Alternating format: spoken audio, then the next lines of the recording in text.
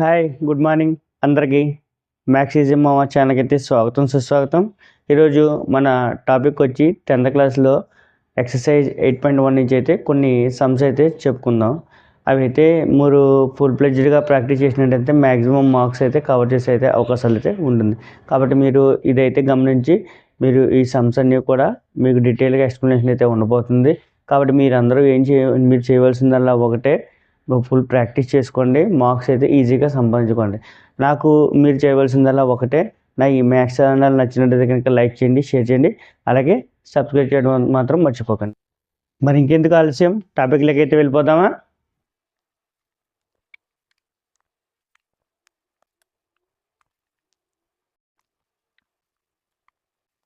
ఇక్కడ లెక్కలోకి వెళ్ళినట్టయితే ఇంకా in triangle ABC right angle at B, ఓకేనా. ఇన్ ట్రయాంగిల్ ఏబిసిలో right angle at B, right angle అంటే చెప్పాను కదా 90 degrees ఉండాలి.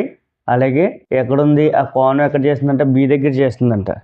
Next AB is equal to 24 centimeters, AB is equal to 24 centimeters, అలాగే BC is equal to 7 centimeters అని చెప్పించాడు. మనకి ఏం కనిపెట్టమన్నాడు, determine sine A cos A కనిపెట్టమంటున్నాడు. అలాగే సైన్ సి కాస్ సి అన్నది కూడా ఫైండ్ అవుట్ చేయమంటున్నాడు అనమాట.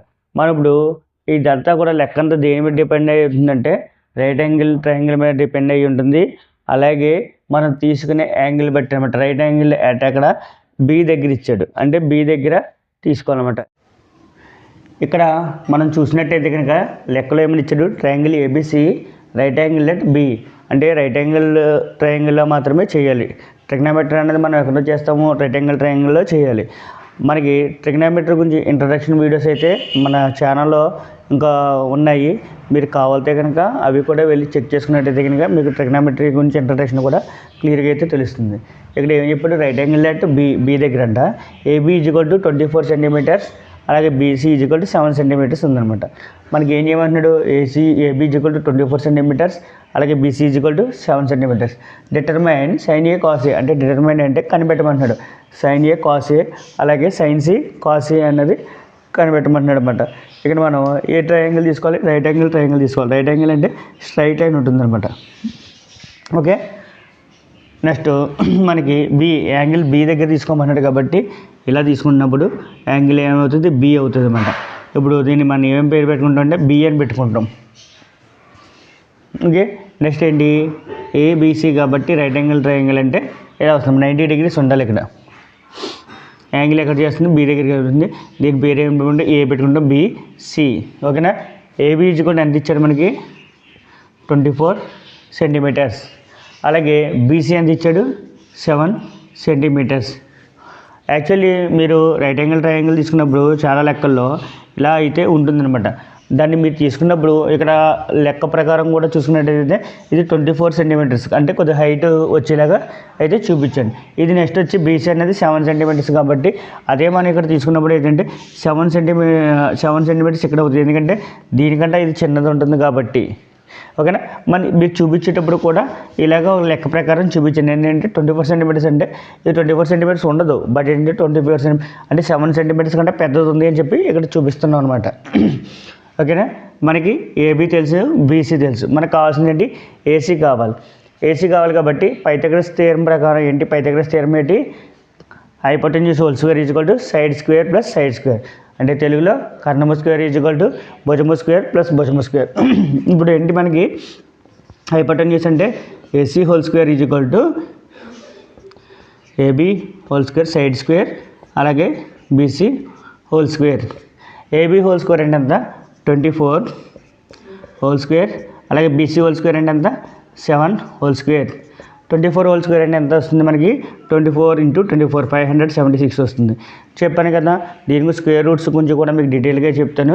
50 స్క్వేర్ రూట్స్ అయితే కనుక తరువుగా అయితే చదివేసుకోండి. 10th క్లాస్ వరకు 50 స్క్వేర్ రూట్స్ మీరు చదువుకున్నట్టయితే ఇంకా మీకు చాలా ఈజీగా అయితే ఉంటుంది అనమాట. 7 స్క్వేర్ అంటే 49. ఓకేనా. 576కి 49 కలిపితే ఎంత వస్తుందంటే 96 కలిపితే 5, 1 వేసుకుంటాం, 4 1 కలిపితే 5, 5 7 కలిపితే 12, 2 వేసుకుంటాం, ఇక్కడ 1 వేసాను 600. 576కి 49 కలిపితే ఎంత వస్తుంది? 625 వస్తుంది. 625 అనేది ఏంటి? ఏసీ హోల్ స్క్వేర్ అంటే హైపోటెన్యూస్ హోల్ స్క్వేర్. మనకు కావాల్సింది ఏంటి? ఓన్లీ హైపోటెన్యూస్ అంటే ఏసీకి మాత్రమే కావాలి కాబట్టి AC is equal to √625. Therefore AC is equal to 625 root ఎంత వస్తుందంటే 25 అనమాట. ఇక్కడ ఎంత వచ్చింది? ఏసీ ఈజ్ ఈక్వల్ టు ఎంత వచ్చింది? 25 వచ్చింది. ఓకే, ఎరేజ్ చేస్తున్నాను. ఇక్కడ దాకా అయితే మీకు అయితే అర్థమైందని చెప్పి నేనైతే అనుకుంటున్నాను. ఎరేజ్ చేస్తున్నాను. ఇక్కడ మనకు 3 భుజాలు అయితే తెలిసిపోయింది. ఏబీ తెలిసిపోయింది, అలాగే బీసీ తెలిసిపోయింది, అలాగే ఏసీ కూడా తెలిసిపోయింది. ఏసీ అనొచ్చు, లేదంటే సిఏ అనొచ్చు. మనకి ఏం కనిపెట్టమంటున్నాడు? సైన్ ఏ కనిపెట్టమంటున్నాడు అనమాట. సైన్ ఏ కనిపెట్టమంటున్నాడు కాబట్టి యాక్చువల్లీ సైన్కి ఫార్ములా ఏంటి? Opposite side by hypotenuse. సైన్కి ఫార్ములా ఏంటి? Opposite side by hypotenuse. తెలుగులో ఎదుటి భుజం బై కర్ణం అని చెప్పేసి అంటారు. మనకి ఆపోజిట్ సైడ్ ఏముంది అంటే ఆపోజిట్ సైడ్ ఎలా తీసుకోవాలంటే సైన్ ఏ అడిగాడు మనకి ఇక్కడ. ఓకేనా? సైన్ ఏ అడిగాడు కాబట్టి సైన్ ఏ ఎక్కడుంది? ఏ ఇక్కడ తీసుకుంటే దీనికి ఆపోజిట్ సైడ్ అంటే ఇది అవుతుందన్నమాట. ఏమవుతుంది? బీసీ అవుతుందన్నమాట. ఓకే, అలాగే హైపోటెన్యూస్ అయితే హైపోటెన్యూస్ అనేది ఇంకా కామనే. నెక్స్ట్ యాడ్జసెంట్ సైడ్ ఏమవుతుంది? సైన్లో 24 అవుతుంది. ఓకేనా? ఇప్పుడు ఆపోజిట్ సైడ్ ఎంత? 7 బై హైపోటెన్యూస్ ఎంత? 7/25. ఓకే, నెక్స్ట్ అలాగే కాస్ ఏ చేయమంటున్నాడు. కాస్ ఏ కూడా సేమ్ చెప్పాను. కాస్ ఏ తీసుకున్నాము ఏంటి? ఇదేమో ఆపోజిట్ సైడ్ అవుతుంది. బీసీ అన్నది ఆపోజిట్ సైడ్ అవుతుంది. ఇది యాడ్సెంట్ సైడ్ అవుతుంది ఏబి అన్నది. ఓకే, యాడ్సెంట్ సైడ్ అంటే ఏంటి? ఇప్పుడు కాస్ ఫార్ములా ఏంటి? యాడ్సెంట్ సైడ్ బై హైపోటెన్యూస్. యాడ్సెంట్ సైడ్ అంటే ఎంత? 24 బై హైపోటెన్యూస్ అంటే ఎంత? 25. ఓకే, ఈ రెండు అర్థమైనాయి కదా. సైన్ ఏ ఎంత అంటే వచ్చింది మనకి? 7/25 వచ్చింది. అలాగే కాస్ ఏ అంటే ఎంత వచ్చింది? 24/25 వచ్చింది. అది మనం ఆపోజిట్ సైడ్ యాడ్సెంట్ సైడ్ ఎలా తీసుకోవాలంటే ఇక్కడ మీరు లెక్క అబ్జర్వ్ చేసినట్టయితే కనుక ఇక్కడే అడిగారు చూడండి. సైన్ ఏ కాస్ ఏ, అలాగే సైన్ సి కాస్ సి. మన ఇక్కడ వీటిని మార్చుకుంటున్నాం, లెటర్స్ని యాంగిల్స్ని మార్చుకుంటున్నాం. ఎక్కడ తీసుకుంటున్నాము? దానికి ఆపోజిట్ సైడ్ ఉన్నది, అలాగే దానికి పక్కన ఉన్నది మాత్రం తీసుకోవాలన్నమాట. ఇక్కడ సైన్ ఏ అంటున్నాం అంటే ఏకి ఎదుర్కొంటా ఏముందో అది ఆపోజిట్ సైడ్, ఆపోజిట్గా ఉన్నది. అలాగే సైన్కి ఏకి పక్కన అంటే యాడ్జసెంట్ సైడ్, ప్రక్క భుజము లేదంటే ఆసన్న భుజము అంటారు తెలుగులో. నెక్స్ట్ మనకి లెక్క చూసుకున్నట్టయితే సైన్ ఏ కాస్ ఏ అనేది కనిపెట్టాం. ఇప్పుడు ఏంటి మనకు కనిపెట్టాల్సింది? సైన్ సి కాస్ సి అన్నది కనిపెట్టాలి అనమాట. సైన్ సి అంటే సైన్ సి ఇది కొట్టు సైన్ ఫార్ములా ఏంటి? సేమ్ ఫార్ములా అయితే సేమే. Opposite side by hypotenuse. Formula అయితే సేమే, బట్ అది మనకి ఇచ్చిన దానికి ఇచ్చిన కోణానికి అది ఇచ్చిన యాంగిల్కి ఎటు సైడ్ ఉంది, ఆపోజిట్లో ఉందా లేదంటే సైడ్ ఉందా అన్నది చూసి ఫార్ములా అన్నది మనం అప్లై చేయాలి. ఇక్కడ సైన్ ఏ కట్టినప్పుడు ఏమికి ఆపోజిట్లో ఉన్నది కట్టుకున్నాం. ఇప్పుడు సైన్ సి అన్నది కాబట్టి సికి ఆపోజిట్గా ఉన్నది ఏమవుతుంది? ఆపోజిట్ సైడ్ ఏమవుతుంది? ఏబి అవుతుంది. హైపోటెన్యూస్ సేమే, ఎందుకంటే ఏసీ అన్న హైపోటెన్యూస్ అంటే మార్పు సేమ్ అలాగే ఉంటుంది. నెక్స్ట్ ఏంటి? ఆపోజిట్ ఏబి అంటే ఎంత? 24, ఏసీ అంటే ఎంత? 25. Sine C equal to answer వచ్చింది 24/25. నెక్స్ట్ అలాగే కాస్ సి. కాస్ అంటే ఫార్ములా, కాస్ అంటే చెప్పండిగా ఫార్ములా అయితే మార్పు. Adjacent side by hypotenuse. Formula అయితే సేమ్, బట్ ఏంటంటే మనకి చెప్పండి కదా ఇచ్చిన యాంగిల్కి ఆపోజిట్ లో ఉంటే సైడ్ ఉందో చూసుకోవాలి. సైడ్ కాస్ సి ఇచ్చాడు. కాస్ సికి ఏబి అన్నది ఎక్కడ ఉంది? ఆపోజిట్ లో ఉంది.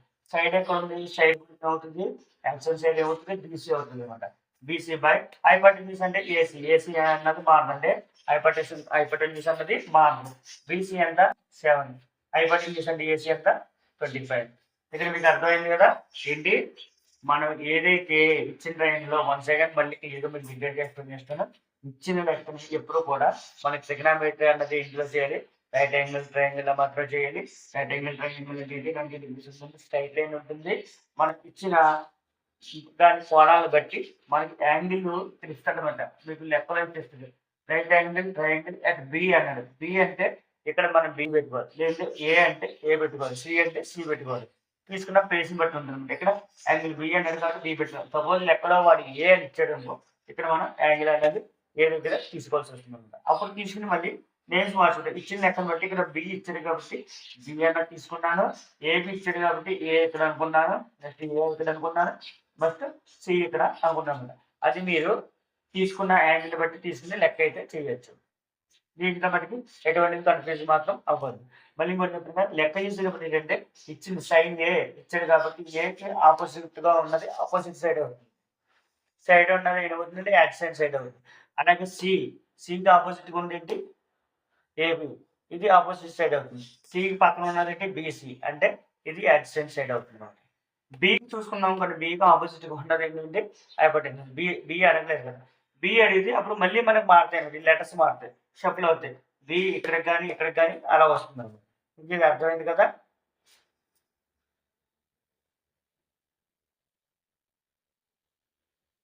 నేనైతే 2-3 లెక్కలు చెప్దామని చెప్పి అనుకుంటున్నాను కానీ వీడియో లెంత్ అయిపోవడం వల్ల ఒక్కొక్క లెక్కతో ఆపేయవలసి వస్తుంది.